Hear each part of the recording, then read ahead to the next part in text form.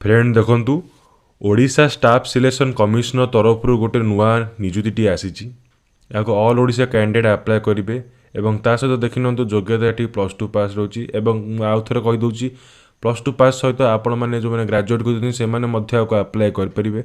दरमा देखि नियंतु 25,500 पर्यंत रोचे एवं ता सहित कौन कौन डॉक्यूमेंट दरकार एवं को प्रोसेस अप्लाई करेंगे शेष तारीख कौन रोचे जानिए वीडियो को पूरा देखूँ एवं दयाकोरी चैनल सब्सक्राइब कर रखुँ यहीपरि जॉब अपडेट पे जहाँ आपन को आगू कम आसो। ऑर्गेनाइजेशन नेम टी देखि नियंतु ओडिशा स्टाफ सिलेक्शन कमिशनर रोची जार अर्थ होची OSSC हु कैन अप्लाई या ऑल ओडिशा कैंडिडेट अप्लाई करेंगे एवं ता सहित देखि नियंतु जेंडर टी एठी कही बोथ मेल एंड फीमेल रोची एवं पोस्ट नेम देखि नियंतु वेरियस पोस्ट होची जहाँ आपन आगू को वीडियो देखले जना पड़े को पोस्ट होची आपनकर तापरे टोटल पोस्ट संख्या भी देखि नियंतु 40 टी पोस्ट होची। सही परी नेक्स्ट रे देखंतु एप्लिकेशन मोड ये ऑनलाइन माध्यम रोची एवं मु आपन कहि दउची यार लिंक आमर डिस्कशन बॉक्स रे आपन पाइजिबे एवं ए जॉब रो तथ्य विषय रे पीडीएफ मध्य आमे प्रदान करू ताको नै इठरे हलारे पढि नंतु एवं देखंतु एप्लिकेशन स्टार्टिंग डेट 22 डिसेंबर 2022 रोची एवं ता सहित यार लास्ट डेट देखि नंतु भलारे 21 जनवरी 2023 रोची 21 जनवरी 2023 पूर्व आपन को आवेदन कर परिबो 22 ठार नेकी 21 पर्यंत आपनकर डेट टी रोची। तापर देखंतु एप्लिकेशन फीस ये संपूर्ण मागणा रोचे ऑल कैंडिडेट पे आपन कोनोसी भी एप्लिकेशन फीस देबा पे पड़िबो नाही। एज लिमिट देखि नंतु 1 जनवरी 2022 आपन काउंटिंग रोची।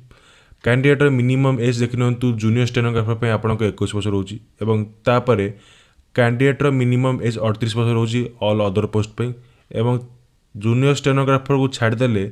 आउ जो अदर पोस्ट रहता है आपनकर 18 वर्ष हवा दरकार। नेक्स्ट देखंतु education qualification for junior stenographer post पे आपन graduate with knowledge in computer आपन ग्रेजुएट करथिबे विथ एनी स्ट्रीम एवं ता सहित आपनकर कंप्यूटर नॉलेज हवा दरकार। फॉर अदर पोस्ट पे आपन केवल 12th पास दरकार।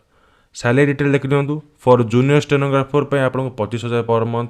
फॉर अदर पोस्ट पे देखि नियंतु 19,000 पर मंथ आपन को रहउची। तापर देखंतु जेहेतु ये job T Odisha selection staff commission तरफ आउची आपन के एही 4टा प्रक्रिया माध्यम रे आपन को चयन कराबो। प्रथम देखि नंतु प्राइमरी एग्जामिनेशन सेकेंड रे मेन रिटन एग्जाम